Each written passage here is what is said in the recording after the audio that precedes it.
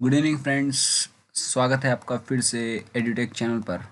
और आज हम एक नया सब्जेक्ट स्टार्ट करने वाले हैं। ठीक है, बायोलॉजी। ठीक है, ये जो बायोलॉजी है आपका सभी एग्ज़ाम्स, सभी पीएससीज एग्ज़ाम्स, यूपीएससीज एग्ज़ाम्स और एसएससी एग्ज़ाम्स के लिए इम्पोर्टेंट है। ठीक है, हम सारे एग्ज़ाम्स के लिए पढ़ेंगे इन डिटेल में आज अच्छे से बायोलॉजी। तो चलिए हम स्टार्ट करते हैं। ठीक है, तो आज हम पढ़ने वाले हैं क्या, बायोलॉजी, जिसे हम हिंदी में जीव विज्ञान के नाम से जानते हैं, यानी कि जीवों का विज्ञान। ओके, जो भी मैटर जिसके अंदर जीव है, जो जीवंत है, उसका जो विज्ञान है वो हम पढ़ते हैं। मेनली जियोलॉजी के अंदर, माफ़ कीजिएगा, बायोलॉजी के अंदर दो प्रमुख शाखाएं जो हम पढ़ते हैं, या दो प्रमुख ब्रांचेस जो हम पढ़ते हैं। एक तो होती है जूलॉजी, जिसमें हम एनिमल्स के बारे में पढ़ते हैं। ओके, और एक होता है आपका बोटनी। दूसरा होता है आपका बोटनी, जिसमें हम वनस्पति विज्ञान के बारे में पढ़ते हैं, वनस्पति के बारे में पढ़ते हैं। स्टार्टिंग में केवल जूलॉजी हुआ करता था, लेकिन उसके बाद ये जो हमारे देश के साइंटिस्ट हैं, जगदीश चंद्र बसु।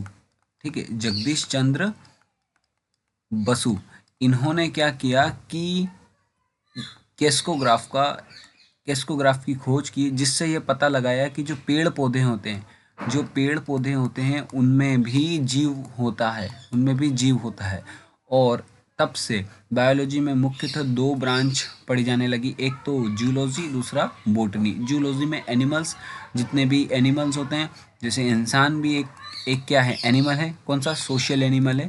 ठीक है, उनके बारे में पढ़ा जाता है। और बोटनी में जो भी वनस्पतियां हैं, ठीक है, पेड़ हो गए, पेड़ पौधे हो गए, अलग अलग प्रकार के शैवाल हो गए, इन सब के बारे में किसमें पढ़ा जाता है? बोटनी में। ठीक है, तो जो जूलॉजी है, ठीक है, फादर ऑफ जूलॉजी, एक क्वेश्चन ये भी बनता है एग्जाम में कि फादर ऑफ जूलॉजी किसे कहा जाता है? फादर ऑफ जूलॉजी किसे कहा जाता है? तो इन भाई साहब को फादर ऑफ जूलॉजी कहा जाता है। इनका नाम क्या है? अरस्तु। अरस्तु को हम फादर ऑफ जूलॉजी के नाम से जानते हैं। ठीक है, और सबसे पहले जूलॉजी में क्या ज़रूरत है? जूलॉजी में हम पढ़ते हैं एनिमल्स के बारे में। ठीक है, एनिमल्स मतलब जिसमें मानव शरीर भी आ गया। ठीक है, तो सबसे पहले जो शरीर होता है, ठीक है, शरीर जो होता है, उसकी सबसे छोटी इकाई क्या है? ठीक है, जिससे मिलकर शरीर बना है, सबसे छोटी वह इकाई जो काम करती है। ठीक है, तो उसे हम क्या कहते हैं? सेल, यानी कि कोशिका। यह सबसे छोटी वह इकाई है जो काम करती है। ठीक है, हमारा जो शरीर है, जैसे अगर आप मान लीजिए कि कोई घर है, तो घर किससे मिलकर बना है? ठीक है, किससे मिलकर बना है? तो घर किससे मिलकर बना है? ईंटों से। ईंट सबसे छोटी इकाई है उसमें। ठीक है, ऐसे ही जो हमारा शरीर है, वो बहुत सारी हजारों असंख्य कोशिकाओं से मिलकर बना है। ओके, तो स्टार्ट करते हैं हम। ठीक है, तो जो सेल है, हम सेल से स्टार्ट करेंगे। ठीक है, कोशिका, जिसे हम हिंदी में कोशिका के नाम से जानते हैं। ओके, सेल को बायोलॉजी में किस नाम से जानते हैं हम? उसे हम जानते हैं साइटो के नाम से। ठीक है, और जैसा कि हमने इंग्लिश में आपको बताया था कि किसी भी चीज़ की अगर हम पढ़ाई करते हैं, यानी कि साइटो के आगे हम अगर ओलॉजी लगा दें, तो क्या हो जाएगा? स्टडी ऑफ साइटो, यानी कि साइटोलॉजी। तो सेल की जो कोशिका की पढ़ाई होती है, उसे हम साइटोलॉजी भी कहते हैं। ठीक है, अब बात आती है कि भैया सबसे पता किसने लगाया कि सेल जैसा कुछ होता है? ठीक है, तो सबसे पहले इन भाई साहब ने पता लगाया था कि सेल जैसी कोई चीज़ होती है। इनका नाम है रॉबर्ट रॉबर्ट हुक। ठीक है, रॉबर्ट हुक ने पता लगाया था कि सेल कुछ होता है जिससे मानव शरीर बना है। लेकिन इन्होंने जिस सेल की खोज की थी, वह सेल मृत सेल थी। कौन सी सेल थी? वह मृत कोशिका थी। ठीक है, लेकिन सबसे पहले जीवंत कोशिका के बारे में किसने पता करा? ठीक है, ये जो कोशिका थी वो मृत कोशिका थी, और जीवंत कोशिका के बारे में सबसे पहले पता करा आपके एवी ल्यूनहॉक ने। ठीक है, एंटीना वॉन ल्यूनहॉक ने सबसे पहले पता लगाया जीवित कोशिका के बारे में। ओके, तो इस चीज़ का आप ध्यान रखना है आपको कि शरीर में सबसे छोटी कोशिका होती है। इन्होंने जीवित कोशिका के बारे में पता लगाया। फिर आगे चल के दो और वैज्ञानिक हुए, ठीक है। ये है वह वैज्ञानिक, क्या है, स्लाइडेन एंड स्वान, ठीक है, स्लाइडन और स्वान। इन्होंने क्या बताया, इन्होंने तो भैया बताया कि कोशिका सबसे छोटी इकाई है और इसकी थ्योरी दी इन्होंने, ठीक है। कोशिका का सिद्धांत दिया, किसने दिया, कोशिका का सिद्धांत दिया ल्यून होक ने। अब ये कोशिका का सिद्धांत क्या है, तो चलिए हम पढ़ते हैं। तो सेल थ्योरी क्या कहती है, सेल थ्योरी ये कहती है कि जो कोशिका है वो smallest unit of body, okay. जिस प्रकार ईंट होती है, ईंट, ठीक है, ईंट मकान की सबसे छोटी यूनिट होती है, किसी भी घर की सबसे छोटी यूनिट होती है, उसी प्रकार कोशिका किसी शरीर की सबसे छोटी यूनिट होती है। जब बहुत सारी ईंटों को, एक जैसी ईंटों को हम एक साथ स्ट्रक्चराइज करते हैं तो उससे क्या बनता है, उससे बनती है दीवार। इसी प्रकार जब बहुत सारी कोशिकाओं को हम एक साथ स्ट्रक्चराइज करते हैं तो उससे क्या बनता है, ऊतक, ठीक है। इसी प्रकार जब अलग अलग दीवारें बनती हैं, अलग अलग जगह पे हम दीवारें बनाते हैं तो उससे क्या बनता है, उससे बनता है आपका कमरा, ठीक है। और इसी प्रकार जब बहुत सारे ऊतक बनते हैं तो इससे बनते हैं आपके अंग, ठीक है, अंग। ये ध्यान रखना है, जब एक जैसी कोशिकाएं होती है, आड़ी टेढ़ी नहीं, एक जैसी कोशिकाएं बनेगी तो उससे अंग बनते हैं, ठीक है। और जब बहुत सारे ऊतक, उससे ऊतक बनता है और बहुत सारे ऊतक बनते उससे बनते हैं अंग। जैसे क्या हो गया, हाथ पैर, ये सब कैसे बना है, आपके ऊतकों से, ठीक। ऊतक कैसे बने, कोशिका से। और जब सब कमरे बन के तैयार हो जाते हैं उससे बनता है फाइनली आपका प्यारा घर। और जब बहुत सारे अंग बन जाते हैं, बहुत सारे इन द सेंस जो जो अंग हमको ज़रूरी है वो अंग बन जाते हैं तो क्या बनता है, हमारा शरीर, ठीक है। तो ये जो है ये पूरा क्या है, एक ये है सेल थ्योरी। और ये किसने दी है, ये दी है स्लाइडेन एंड स्वान ने, ठीक है। ये किसने दी है, स्लाइडेन और स्वान ने, ठीक है। इसे हम कोशिका के सिद्धांत के नाम से जानते हैं, ठीक है। तो ये आप नोट कीजिएगा। चलिए अब आगे बढ़ते हैं। अब अगर बायोलॉजी में बात होती है तो सबसे बड़ी कोशिका ओवरऑल, अभी तक सबसे बड़ी कोशिका जो है वह क्या है, किसकी है, सबसे बड़ी कोशिका। कुछ स्टैटिक क्वेश्चंस हम पढ़ते हैं जो सीधे पूछे जाते हैं। सबसे बड़ी कोशिका किसकी है, इन भाई साहब की, ठीक है। ये क्या है आपका ऑस्ट्रिच, ठीक है, ऑस्ट्रिच, जिसे हम हिंदी में क्या बोलते हैं, शुतुरमुर्ग, ठीक है, शुतुरमुर्ग। तो सबसे बड़ी कोशिका क्या होती है, इसके अंडे की जो कोशिकाएं होती हैं, ठीक है, ये देख रही, ये अंडे की जो कोशिकाएं होती हैं ये सबसे बड़ी कोशिकाएं होती हैं, ठीक है। और सबसे छोटी जो कोशिकाएं हैं इस विश्व में अभी तक जो पाई गई है, ठीक है, उसका क्या नाम है, उसे हम माइकोप्लाज्मा के नाम से जानते हैं, ठीक है, माइकोप्लाज्मा के नाम से जानते हैं। तो ये आपकी बात हुई ओवरऑल, मतलब पूरे विश्व में अगर हम ओवरऑल बात करें तो सबसे बड़ी कोशिका जो होती है वो शुतुरमुर्ग की, और सबसे छोटी जो कोशिका होती है वो काय की होती है, आपके माइकोप्लाज्मा की, ठीक है। अब हम बात करते हैं भैया मानव शरीर में। ये तो हमने पढ़ लिया पूरे विश्व में। अब भैया जो मानव शरीर में उसमें क्या होता है, तो सबसे बड़ी जो कोशिका है वो होती है क्या, ओवम, ठीक है। सबसे बड़ी कोशिका जो होती है, ठीक है, सबसे बड़ी कोशिका जो होती है मानव शरीर में वो होती है क्या, ओवम, जिसे हम हिंदी में अंडाणु के नाम से जानते हैं, ठीक है। और ये ओनली कौन सी बॉडी में होती है, ओनली फीमेल बॉडीज में होती है, ठीक है। केवल और स्त्रियों के शरीर में ओवम पाया जाता है। और सबसे छोटी कोशिका जो होती है, ठीक है, सबसे छोटी कोशिका जो इंसानी शरीर में होती है वो क्या होता है, तो ये स्पर्म, ठीक है, क्या होता है, स्पर्म, ठीक है। सबको पता होगा, ये बॉयज़ को अच्छे तरीके से पता होगा, ठीक है। तो ये कहाँ होता है, ओनली फीमेल में, ओके, ओनली, माफ़ कीजिएगा, ये ओनली मेल में होता है, फीमेल में होगा तो गड़बड़ी हो जाएगी, ठीक है। ओनली मेल में, यानी कि सिर्फ पुरुषों में ये पाया जाता है, ठीक है। और सबसे लंबी जो कोशिका होती है, ठीक है, सबसे लंबी जो कोशिका होती है, ठीक है, ये कुछ स्टैटिक क्वेश्चन है, ये ज़रूर पूछे जाते हैं। वो होती है कहाँ, इंसानी दिमाग में, ठीक है, न्यूरॉन, ठीक है। और ये कहाँ पाया जाता है ये दिमाग, बॉयज़ में नहीं, ठीक है। ये दिमाग जो होता है ये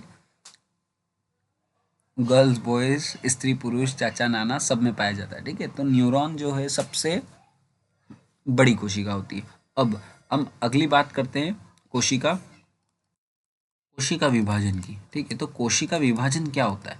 तो ये देखिए आप, ये अगर कोई कोशिका है, ठीक है, तो इसके अंदर एक सेंट्रोसोम नामक पदार्थ होता है, ठीक है, जो क्या करता है, कोशिका को विभाजन करता है, एक कोशिका से दूसरी कोशिका बनाता है, और धीरे धीरे ये दोनों कोशिकाएं सेम हो जाती है।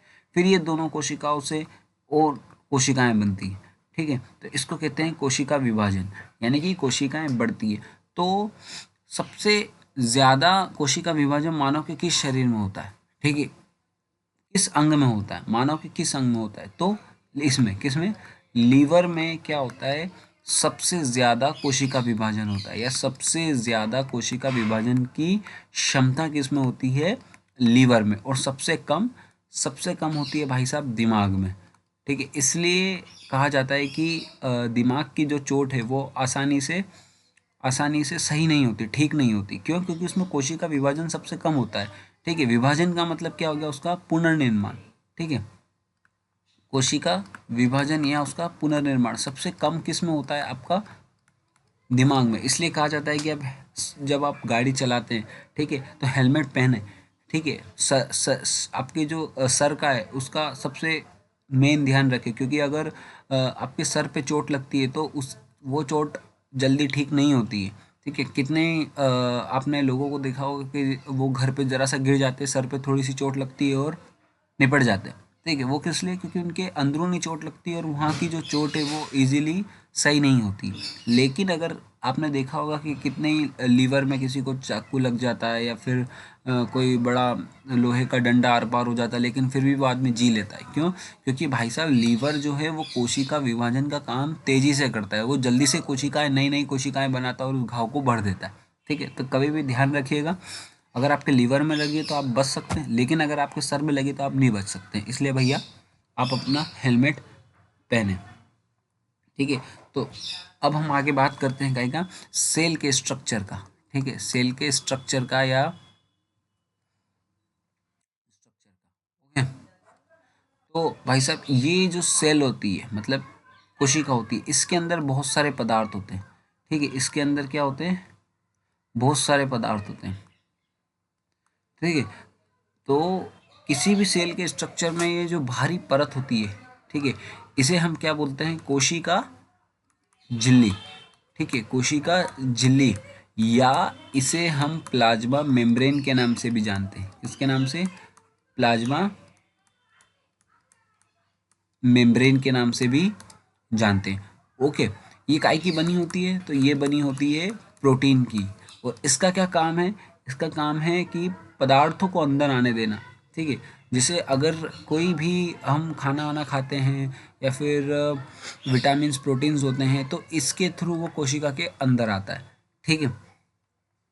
बैक्टीरिया, वायरस जो भी होता है वो सब इसके थ्रू अंदर आता है। ये कैसी होती है? अर्धपारगम्य, ठीक है, अर्धपारगम्य, या इसे अगर हम बोले इंग्लिश में तो सेमी परमिएबल। कुछ चीज़ें अंदर आ सकती, कुछ चीज़ें अंदर नहीं आ सकती, तो ये सेमी परमिएबल होती है, ओके। प्लाज्मा मेम्ब्रेन और काय की बनी होती है? प्रोटीन की, ठीक है। तो लेकिन इसके बाहर भी एक परत होती है, ठीक है, इसके बाहर भी एक परत होती है जिसे हम सेल वॉल के नाम से जानते हैं, सेल वॉल, ठीक है। तो ये किस में होती है? कोशिका की दीवार कहते हैं इसे, कोशिका की दीवार, ठीक है। लेकिन ये कोशिका की जो दीवार है वो मानव शरीर में नहीं होती, ये केवल किस में होती है? ये होती है वनस्पतियों में और जंतुओं में। क्यों? क्योंकि वो लोग कपड़े नहीं पहन सकते, ठीक है। उनको अपनी जो बॉडी है, उस अपना जो बॉडी स्ट्रक्चर उसकी रक्षा उनको खुद ही करनी पड़ती है। तो आपने देखा होगा कि जो जानवर होते हैं वो सब अपने ठंड के अनुसार उनकी स्किन में चेंजेस आने लगते हैं, ठीक है। और जो पेड़ होते हैं उनका जो तना है, उनकी जो शाखाएं वो कठोर होती है। क्यों होती है? क्योंकि वो उनकी जो कोशिका है, उनकी बाहरी परत जो होती है उसमें दीवार होती है, सेल वॉल होता है जो सख्त होता है, ठीक है। और उसमें क्या पाया जाता है? सेल्यूलोज, ठीक है, सेल्यूलोज पाया जाता है, ओके, तो सेल्यूलोज किस में पाया जाता है, ध्यान रखना ये क्वेश्चन ज़्यादातर पूछा जाता है। सेल्यूलोज किस में पाया जाता है, आपसे डायरेक्ट पूछ लेंगे। तो सेल्यूलोज एक तो पाया जाता है कोशिका की दीवारों में, ठीक है, यानी कि सेल वॉल में, सेल वॉल में, ठीक है। किस में पाया जाता है, ये केवल वनस्पतियों में, ठीक है। आपसे डायरेक्ट क्वेश्चन पूछेंगे सेल्यूलोज किस में पाया जाता है, तो आपको टिक करके आना है वनस्पति पे। ओके, ये चीज़ आपको ध्यान रखनी है। अब हम क्या पढ़ेंगे, हमने ये पढ़ लिया कि प्लाज्मा मेम्ब्रेन किसे कहते हैं, ठीक है, सेल वॉल किसे कहते हैं, क्या क्या पढ़ा हमने, प्लाज्मा मेम्ब्रेन, ठीक है, प्लाज्मा मेम्ब्रेन और सेल वॉल किसे कहते हैं। अब हम इसकी कोशिका के अंदर जो चीज़ें हैं उसके बारे में पढ़ते हैं, ठीक है। तो ये जो भाई साहब आपको दिख रहे हैं इसे क्या कहते हैं, इसे कहते हैं हम माइट्रोकॉन्ड्रिया, ठीक है। क्या कहते हैं, माइट्रोकॉन्ड्रिया, ठीक है।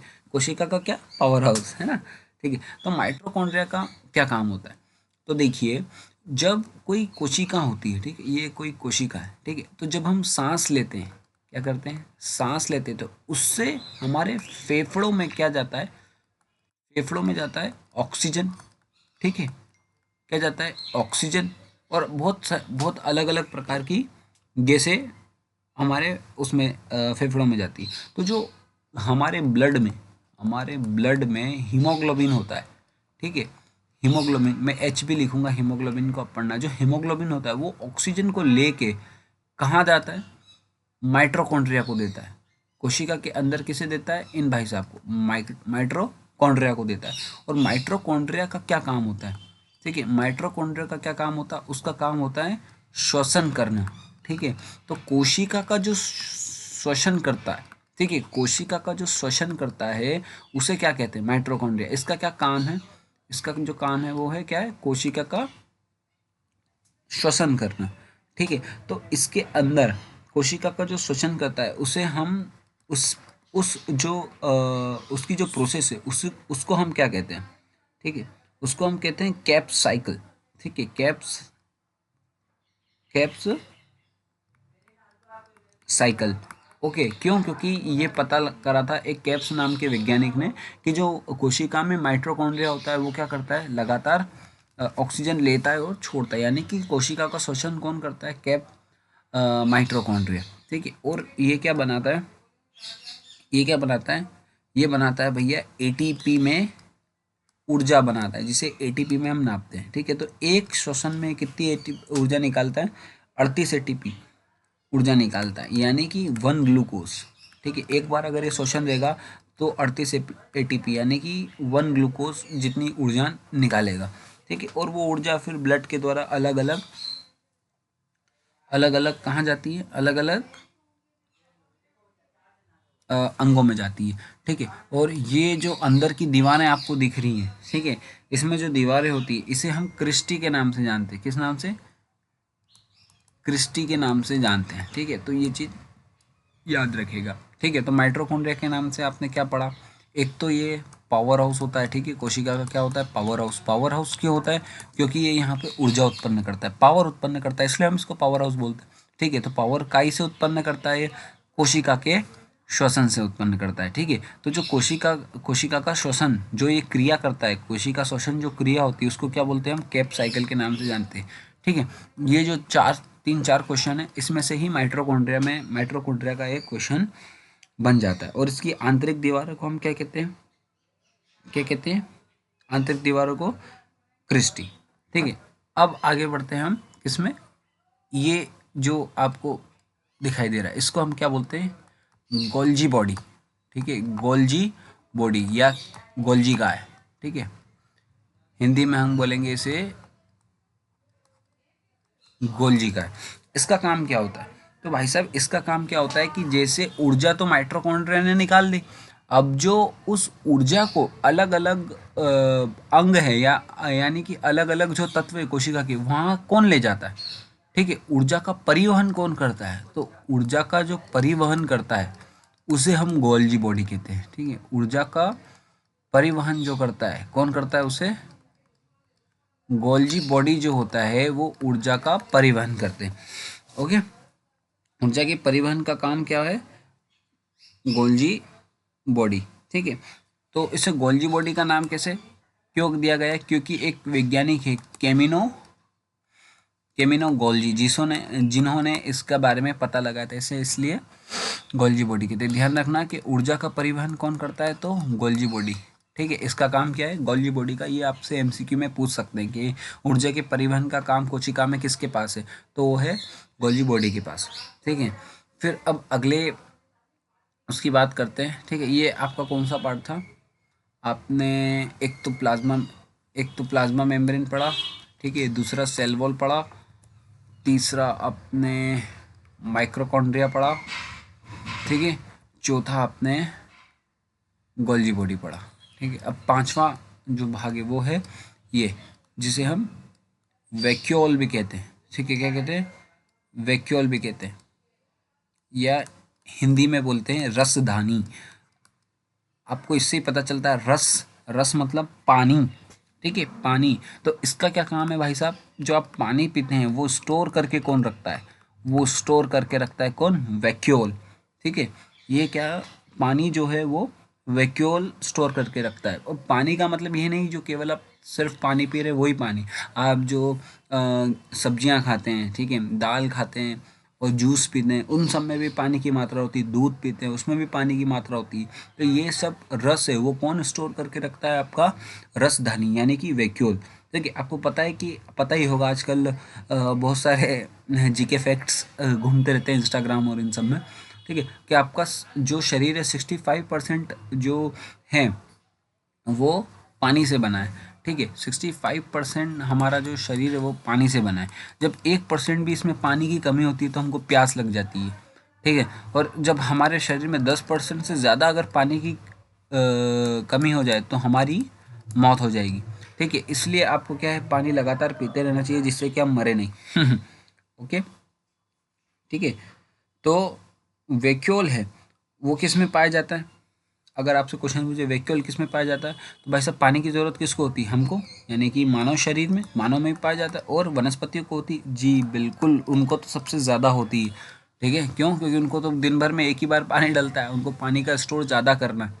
ठीक है, तो दोनों में, मानव शरीर और वनस्पतियों दोनों में ही वैक्यूल पाया जाता है। ओके, आया समझ में आपको? आपने वैक्यूल क्या होता है, पानी स्टोर कौन करता है? आपका वैक्यूल। अब हम बात करते हैं भाई साहब सेंट्रोसोम की। किसकी? सेंट्रोसोम की। जैसा कि अभी हमने स्टार्टिंग में पढ़ा था कि ये क्या काम करता है। ठीक है, इसका क्या काम है? कोशिका विभाजन का जो काम है वो किसके पास है? वो है सेंट्रोसोम के पास। ठीक है, ये क्या काम करता है? कोशिका को विभाजन या कोशिका का पुनर्निर्माण करता है। ठीक है, क्यों क्यों करता है? क्यों करता है? क्योंकि कोशिका को पुनर्निर्माण इसलिए करता है क्योंकि ग्रोथ जो है वो एक आपके, या कह सकते हैं कि इस नेचर का रूल है कि ग्रोथ होता ही है। ठीक है, तो जब एक स्पर्म से, ठीक है, एक स्पर्म से जब केमिकल रिएक्शंस होते हैं, ठीक है, उससे जब धीरे धीरे धीरे धीरे धीरे पूरा एक शरीर बनता है, और एक शरीर जो है एक शरीर बनता है, और वो शरीर विभाजित होकर वो कितना बड़ा बन जाता है। ठीक है, जैसे कि आज आपके हाँ, माता पिता हैं, ठीक है, उनसे जो संतान आप उत्पन्न हुए, आज आप भी अपने माता पिता के समान बड़े हो गए, फिर कल आप भी माता पिता बनेंगे। तो ये क्या हो रहा है? कोशिका का विभाजन ही हो रहा है, कोशिका का पुनर्निर्माण ही हो रहा है। ठीक है, तो ये कैसे होता है? ठीक है, तो कोशिका में जो सेंट्रोसोम है उसके द्वारा कोशिका का विभाजन या पुनर्निर्माण होता है ना। तो आपको ये चीज़ ध्यान रखनी कि सबसे कम विभाजन है, सबसे कम कोशिका विभाजन किस में होता है? ठीक है, किस में होता है? आपके ह्यूमन ब्रेन में। ठीक है, ह्यूमन ब्रेन में। इसलिए जो ह्यूमन में जो आपके ब्रेन में कभी कैंसर नहीं होता। क्यों? कैंसर कैसे होता है? कैंसर कैसे होता है? कैंसर तब होता है जब ये सेंट्रोसोम जो होता है, ठीक है, ये सेंट्रोसोम होता है, ये कंट्रोल के बाहर हो जाता है कोशिका विभाजन में, कंट्रोल के बाहर हो जाता है। ठीक है, ये कोशिका बनाया जाता, बनाता जाता है। तो भाई जब कोशिका बनती जाएगी तो आसपास की कोशिकाओं से वो टकराएगी, जिससे ब्लड नहीं आपके हृदय तक, आपके दिमाग तक पहुंच पाएगा। इसलिए आपको कैंसर होता है। इसलिए आपने सुना होगा कि ब्रेन में कभी कैंसर नहीं होता है। ठीक है, ब्रेन में कभी भी कैंसर नहीं होता है। क्यों? क्योंकि उसमें सेंट्रोसोम नहीं होता। ठीक है, लेकिन ब्रेन ट्यूमर होता है। ठीक, अब आप बोलेंगे कि ब्रेन ट्यूमर होता है, ब्रेन कैंसर नहीं होता है, क्यों? क्योंकि जो आपका ब्रेन है, जो आपका जो दिमाग है, ठीक है, ये आपका जो दिमाग है ये किससे मिलकर बना है? ये 90% बना है न्यूरॉन से मिलकर। ठीक है, 90% किससे बन के बना है ये? न्यूरॉन से मिलकर। ठीक है, और 10% बना है आपका, 10% बना है आपका गिब्रेल से मिलकर। ओके, 10% जो ये बनाए अदर पदार्थ से, जिसे हम गिल्यूल कहते हैं। ठीक है, ऐसा ही कुछ उसको कहते हैं, मेरे को नाम याद नहीं आ रहा है। ये उससे मिलकर बना है, जिसमें सेंट्रोसोम पाया जाता है। इन 10% जो अलग पदार्थ है उसमें सेंट्रोसोम पाया जाता है। ठीक है, इसलिए वहाँ पर जब सेंट्रोसोम आउट ऑफ कंट्रोल हो जाता है सेल बनाना, तब ब्रेन ट्यूमर होता है। बहुत कम केस में ब्रेन ट्यूमर होता है। ठीक है, तो सेंट्रोसोम का क्या काम है भैया? सेंट्रोसोम का काम है कोशिका का विभाजन करना, और सबसे ज़्यादा विभाजन कहाँ होता है मानव शरीर में? हमने पढ़ा था कहाँ होता है? लीवर में। ठीक है, और सबसे कम कोशिका विभाजन होता है आपके ब्रेन में। ओके, अब हम आगे चलते हैं और पढ़ते हैं भैया इसके बारे में, आर। ठीक है, इससे बहुत क्वेश्चन पूछे जाते हैं। ठीक, एंडोप्लाज्मिक रेटिकुलम, एंडोप्लाज्मिक रेटिकुलम 5 बार इसको बोलिएगा। Endoplasmic reticular, endoplasmic reticulum, endoplasmic reticulum, endoplasmic reticulum, ये आपको याद हो जाएगा। इसमें भी 2 प्रकार के होते हैं, एक आर ई आर जिसे आप देख रहे हैं, ठीक है, आर ई आर, और एक S E R. S E R, R E R मतलब रफ एंडोप्लाज्मिक रेटिकुलम, और स्मूथ एंडोप्लाज्मिक रेटिकुलम। इसका क्या काम होता है? तो भैया ये एक तरह की कोशिका की क्या होती है? दीवार होती है। आप देख रहे होंगे, ये एक तरह की कोशिका की दीवार होती है जो कोशिका को फैलने नहीं देती है। ठीक है, कोशिका को फैलने नहीं देती है। ठीक है, तो इसे 2 भागों में बांटा गया, रफ ई आर और एस ई आर। अब ये क्या होते हैं, इनका क्या काम है? ठीक है, ये हम आने वाले नेक्स्ट वीडियो में अच्छे से पढ़ेंगे। आज के लिए हम इतना ही रखते हैं। ठीक है, तो उम्मीद है आपको पसंद आया होगा आज बायोलॉजी का लेक्चर। एक नई अप्रोच से आज कोशिश करिए। अब जो आपकी वीडियो हैं दोनों, अब वीडियो के बीच में जो गैप्स हैं वो थोड़ा ज़्यादा होने लगा है, क्योंकि थोड़ा सा आपके लिए काम ज़्यादा होता है अच्छे से अच्छा आपको कंटेंट देना, और जो कंटेंट आपकी हर एग्ज़ाम के लिए ज़रूरी हो। ठीक है, आप एक बार पढ़ें और आखिरी बार पढ़ें, आपको और कहीं देखना ना जाना पड़े। ठीक है, इसलिए थोड़ा टाइम लगता है, तो बस आप हमारे साथ रहिए। ठीक है, और अच्छे से पढ़ाई करिए। तब तक के लिए धन्यवाद, और इसे लाइक करना ना भूलिएगा। ठीक है, लाइक, शेयर और सब्सक्राइब करना ना भूलिएगा। ओके, तो बहुत बहुत धन्यवाद, और चलिए मिलते हैं नेक्स्ट वीडियो में।